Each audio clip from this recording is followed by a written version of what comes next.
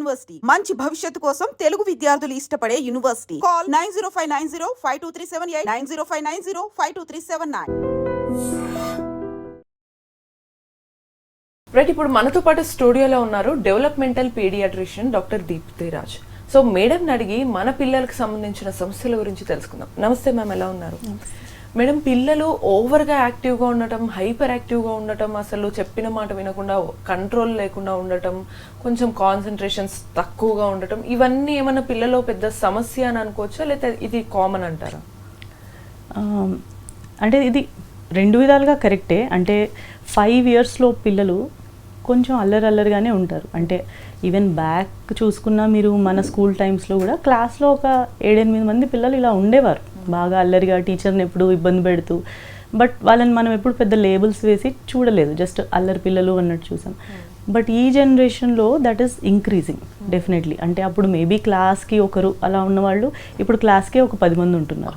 So టీచర్స్కి కూడా చాలా కష్టం అవుతుంది, పేరెంట్స్కి కూడా కష్టం అవుతుంది. సో దాన్ని నవడేస్ we are labelling it as ADHD అని. సో దాని ఫుల్ ఫామ్ ఏంటంటే attention deficit hyper active and impulsive.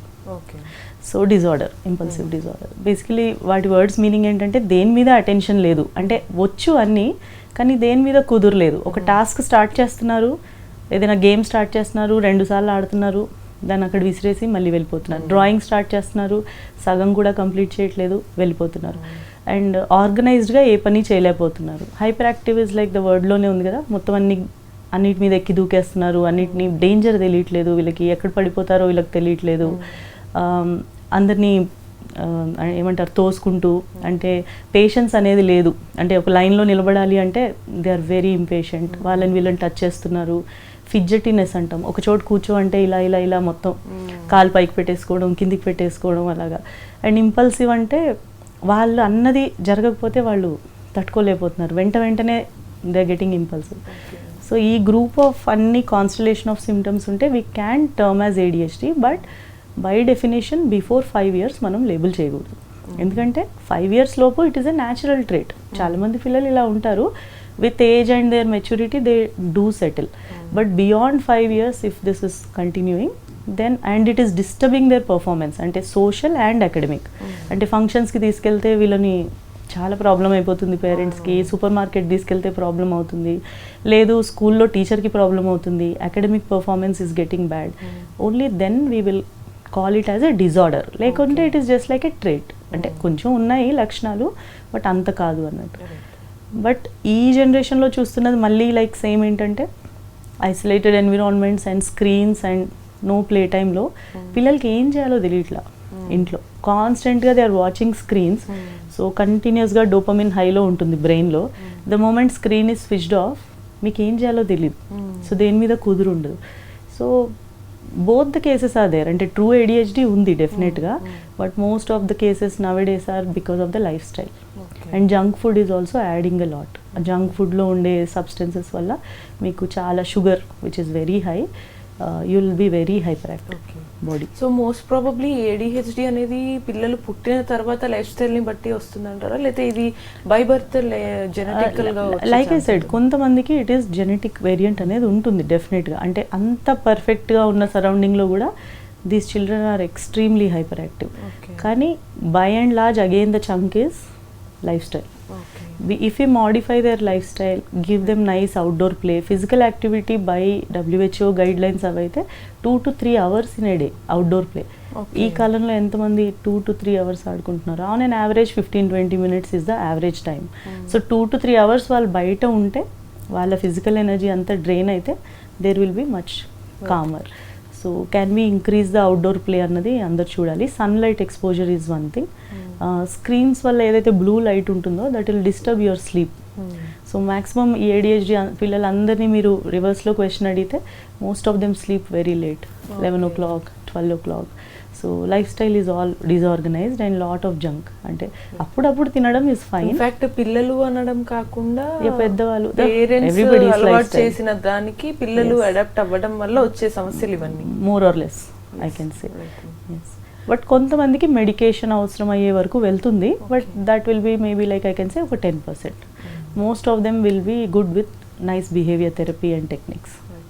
Probably ఈ పర్టికులర్ ADHD ఉండే పిల్లలు మీరు అన్నారు ఇందాక షాప్కి కానీ ఫంక్షన్స్కి ఎక్కడికి తీసుకెళ్ళలేం. సో బాగా మేబీ మీరు కొన్నిసార్లు సోషల్ మీడియాలో చూస్తుంటారు, ఎవరో చిన్న బాబు చూసి అది ఫెన్సింగ్ కానీ ఇవన్నీ ఎక్కి బయటికి దూకేస్తారేమో అనే యాంగ్జైటీ లెవెల్ మనకు వచ్చేస్తుంది. సో అలా వీ కెనాట్ కంట్రోల్ దెమ్ కదా. సో ఎవ్రీ టైమ్ అట్లాంటి టైంలో పేరెంట్స్ వీళ్ళందరూ కూడా ఫస్ట్ పిల్లలకి కొంచెం కంట్రోల్ అవ్వాలంటే ఏం చేయాలంటారు, అంటే ఇంక్లూడింగ్ డాక్టర్స్ ట్రీట్మెంట్?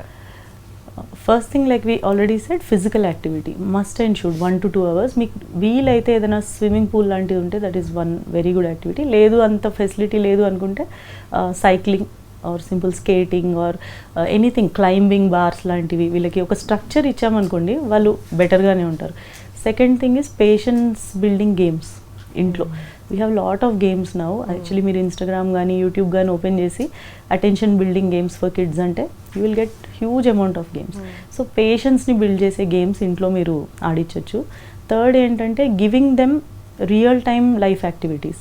అంటే మనం మ్యాక్సిమం ఇప్పుడు ఏమనుకుంటున్నామంటే స్కూల్కి వెళ్ళాలి, ABCDs నేర్చుకోవాలి, ఇంటికి రావాలి, తినాలి, పడుకోవాలి, ఇంతే.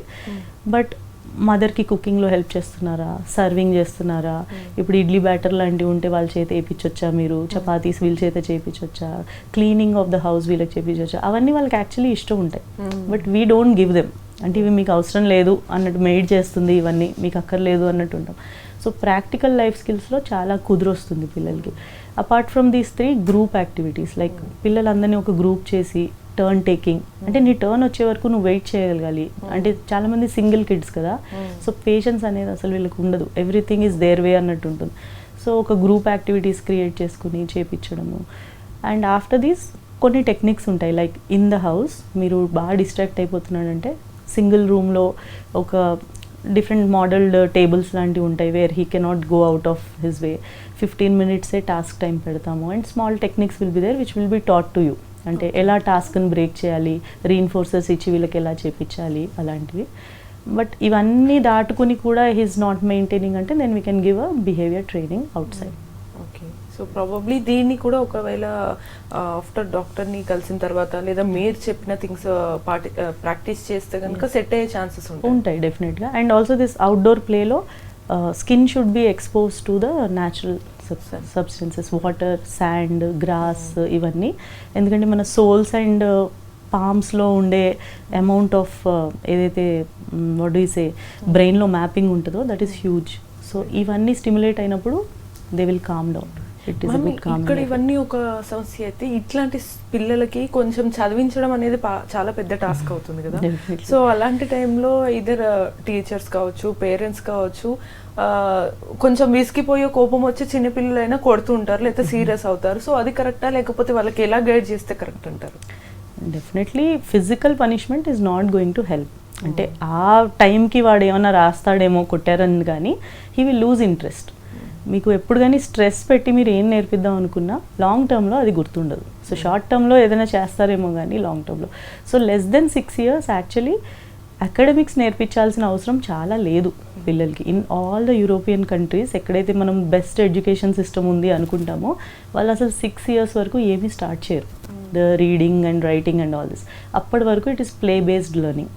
అంటే సెన్సరీ రిఫైన్మెంట్ గురించి డిఫరెంట్ యాక్టివిటీస్ ఇచ్చి, అవుట్డోర్ ప్లే ఇచ్చి, ప్రాక్టికల్ లైఫ్ స్కిల్స్ ఇచ్చి వాళ్ళకి నేర్పిస్తారు.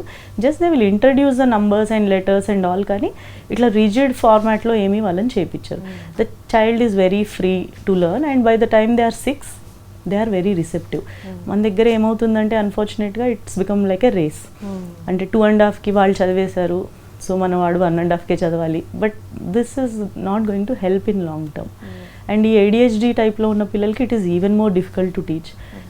So teachers have to be very patient. And multi sensory learning అంటామంటే Montessori form of learning is much better.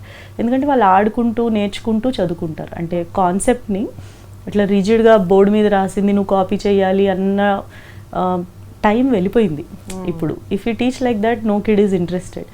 ఆడుకుంటూ మీరు in play if you can teach them, even ADHD kids they learn much better. మూమెంట్ని allow చేయాలి. That is what we keep telling the teachers. Less than 5 yearsలో allow movement in the class. స్ట్రిక్ట్గా కూర్చోబెట్టాలని వాళ్ళని చూడకూడదు, వాళ్ళు ఉండరు కూడా. అండ్ వన్ మోర్, లైక్ మీరు అడిగారు కాబట్టి న్యూరో సైన్స్ ఏమంటుందంటే ఒక చైల్డ్ ఒక కాన్సెప్ట్ నేర్చుకోవాలంటే he requires around 200 to 300 repetitions. అంటే ఒక నంబర్ కాన్సెప్ట్ చెప్పాలంటే అన్నిసార్లు చెప్పాలి మనం. ఓకే. కానీ ప్లేలో నేర్పిస్తే it is only 20. Okay. So 20 times వాడు ఆ నంబర్ గేమ్ ఆడాడు అనుకోండి, he might learn the number which he is taking 200 times otherwise. So that is the importance of play. So అది ADHD కిడ్ అవనివ్వండి, నార్మల్ కిడ్ అవనివ్వండి, play works the best. We have to adapt.